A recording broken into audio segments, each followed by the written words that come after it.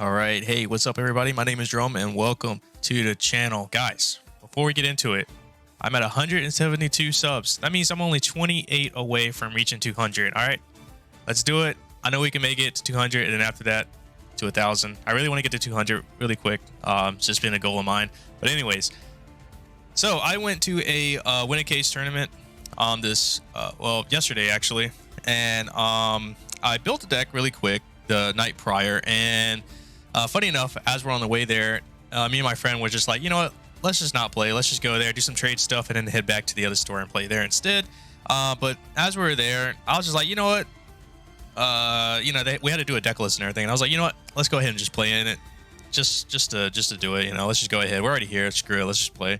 Funny enough, me and him both ended up getting top 8, which was cool because I was really excited for him, mostly because this was his first time ever topping in a pretty big tournament like that. It was about 50 people that showed up.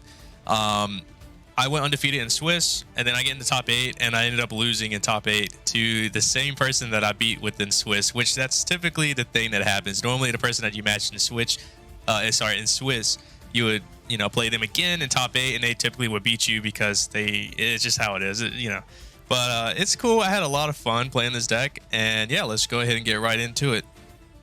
So first off, I start off with 3 Aluber and the 2 Tragedy. Nothing to say about that. And the 1 Ad Libitum. Chose Ad Libitum over Dramaturge because Ad Libitum's just better in my opinion. Only 2 Fallen of Albaz. Next time I would increase this to 3 because there was so many times where I would find myself needing a 3rd one, and I was kind of screwed because I didn't really know how to get the other one out. I didn't know how to do any more fusions without the 3rd one. So like, one of them was banished face down, the other one's in the graveyard, and I'm like, I don't know what to do now. But then I found out that Wind Roam actually is useful. Funny about I got a story about that later on. So we got 2 Mercuriers, 1 Albion, the 1 Cartasia.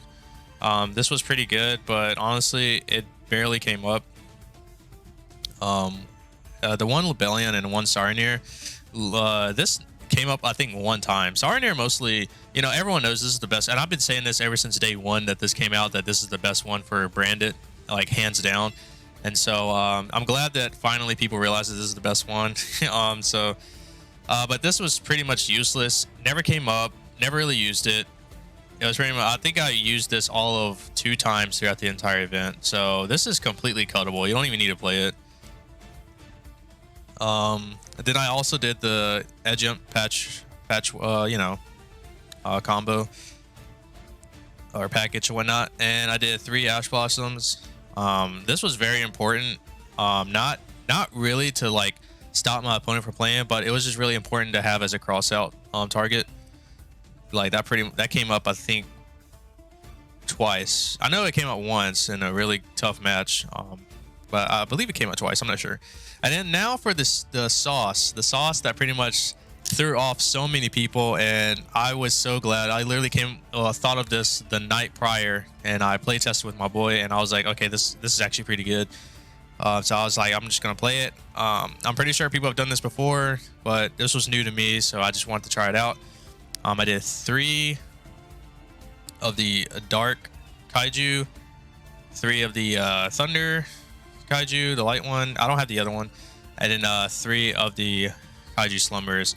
I think in this format, the Kaijus are really, really powerful right now. I think they're in one of the best spots because right now a lot of people are wanting to go first, and Branded is good going with this specific build. It's good going first or second, so you're not really caring about the die roll. The die roll doesn't matter. I think I lost a good amount of die rolls, and I think I only won like 2 or 3 die rolls, and the rest I've lost. And by the way, in Swiss, I 2-0'd everyone. I didn't lose a single duel in Swiss. And it's mostly because of Kaijus. Kaijus carried so much with this deck. It was insane. I mean, every deck now is pretty much trying to put up a really good board to where you can't play, right? Whether it be Kaijus or, whether it be Kashtira or basically any deck, right? They're trying to set up either blocking your zones, or they're trying to set up Omni Negate so you can't play. So I was like, what's a good way of getting around this? Okay, yeah, you got Lava Golem, you got Sphere Mode, but the crazy thing is that you know a lot of them players are playing around that by just only having one monster on the field, and then some of them are playing multiples where they're having, you know, 4 monsters on the field or 5 monsters, and it's like you can't hit all of them. I was like, screw it, I'll just play Kaijus. I'll attribute the one that's the biggest problem, and then I'll activate Slumber and then get rid of all of them, which that combo itself happened a good 4 times throughout that tournament. Literally, I would open up one of these and one of these, and I was like, perfect, you know. So it was amazing, and I think that this is just the best time to be playing. Now, if you don't want to play the full package, my original plan was to play 3 of these, 2 of these, 2 of the dark ones, and then 2 of the other light ones, but I didn't have the other light ones, so I just went ahead and played 3 of every name of these ones. But you can also just do one of these, and then one of the you can do one of these and then one of the other light one, and then these 3. You can also do that as well, and it'll work perfectly fine. But yeah, I honestly think this is probably one of the best moves going forward for playing almost any deck, really, except for I think the only deck that doesn't really work out too well in is probably Kashtira, because the Kaiju Slumber will kind of mess you up with your special summons. But anyways, continuing, we did the 1 Branded Lost, the 3 Branded Fusions, the 3 Branded Openings, and the 1 Branded in Red, pretty standard. And then I did the 2 Fight for Patchworks with the 2 polys, of course, which was a last kind of like minute. It wasn't a last minute decision, but it was. I wasn't playing that package at first because I wanted to play 40 cards, but then I realized that without the fusion deployments, the deck is kind of really slow without it, because now you're just only fusing with the hard draw Cartasia or the Branded Fusions, and I didn't really like that, so I wanted to fit in. I didn't have a fusion deployment, so I wanted to fit in another way of fusing. So I said, you know what, Over-Liable, the Fight for a Patchwork package, 2 Allures, because you're playing 2 Macarius and 2 Tragedies, so it works out really good.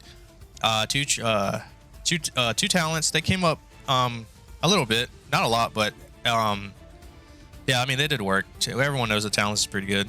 The 1 Foolish Burial, and then the 1 Called By. This came up.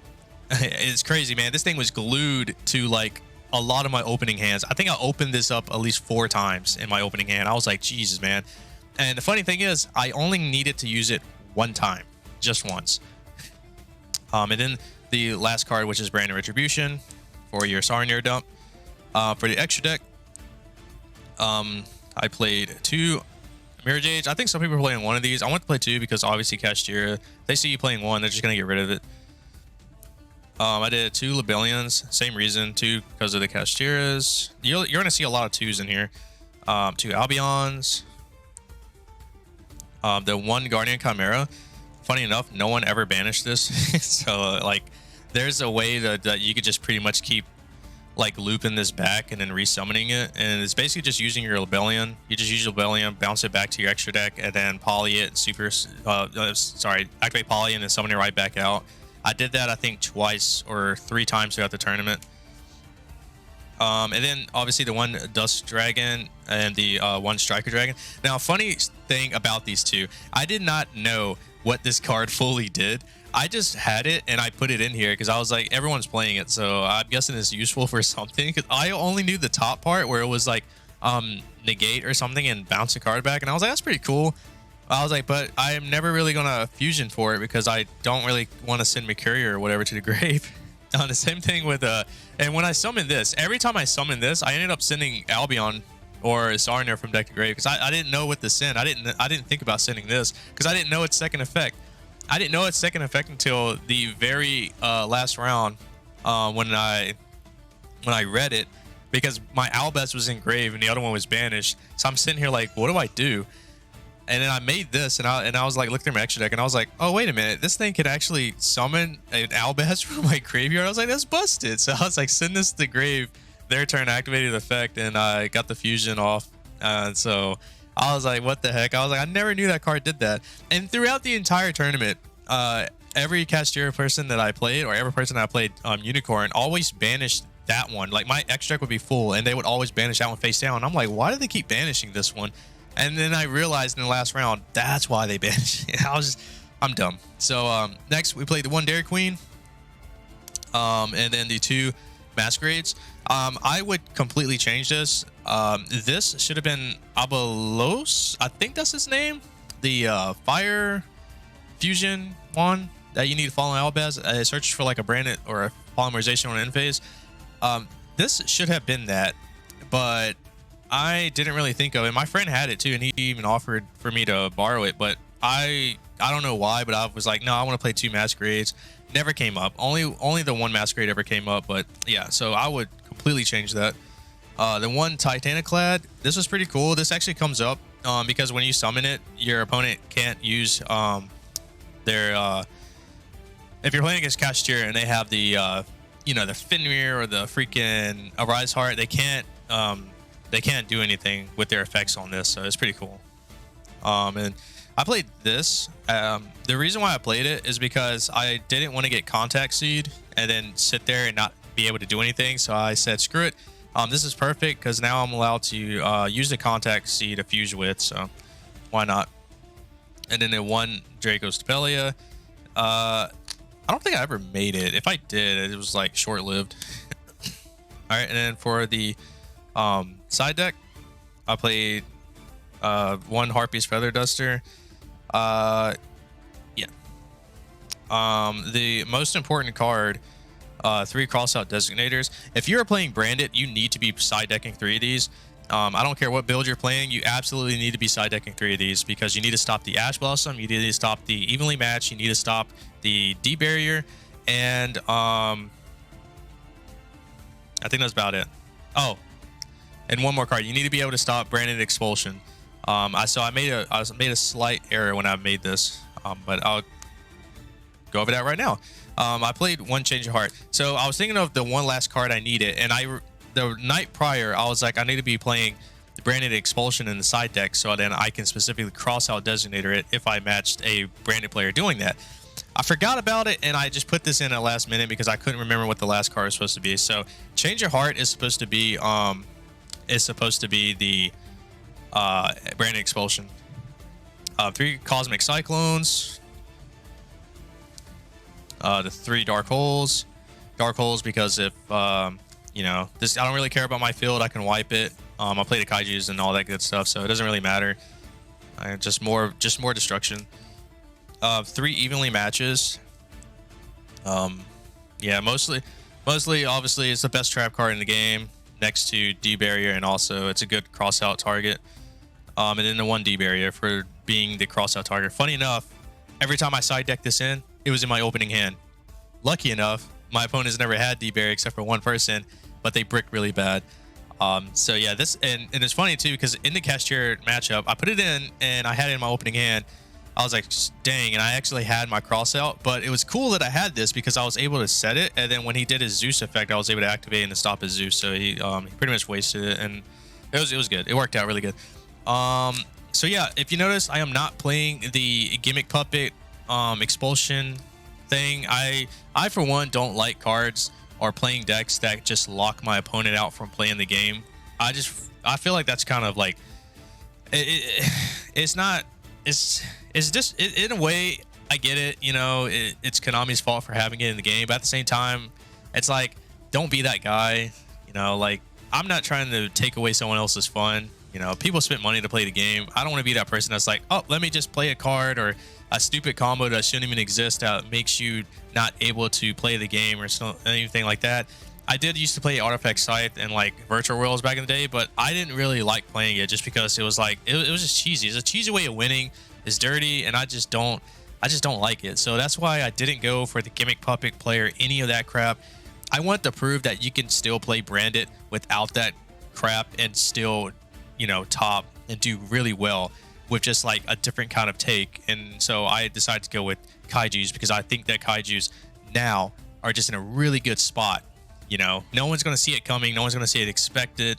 You know, no one's going to be honest. You can't really prepare for it. I mean, you can do your thing, but they're just going to tribute. You can't respond to it. And then you can just destroy the entire field. all their monsters, give them the weaker kaiju, give yourself a stronger one, you're good to go, man. Like they can't do anything from that. They just lost all of their they lost everything. So I'm glad I made that decision, and I'm thinking about building more decks that can use kaijus very well with it. I hope that you enjoyed this video, and if you did, please like and subscribe. Helps out a lot. And also, if you're planning on playing, you know, like at a locals, or you have an event coming up, win a box, anything like that, maybe in a regionals, I am highly confident that you can take this exact build and make those small changes that I said, which was like the one Albalos and the Brand Expulsion, the side deck for the crossout target, and I guarantee you'll probably end up getting top 8 pretty easily. I mean, this deck just destroyed everything. Everything was just easy almost to play through. The only thing that was a problem was literally just was the tier matchup and the Cashier matchup, because you know, they're milling the deck, and if they hit good cards, I mean, it's kind of hard to play off that. And the Cashier, all it takes is just one monster for their whole entire combo to start. So you have to know exactly when to interrupt them. So if you're not too comfortable, or you know, you're not familiar with the Cashier playing Branded, I would highly suggest playtesting a lot against someone that's played Cashier with his decks, and you'll know exactly what to hit. But other than that, guys, that is it. I hope you enjoyed, like I said before, and I will see you all in the next one. All right, peace.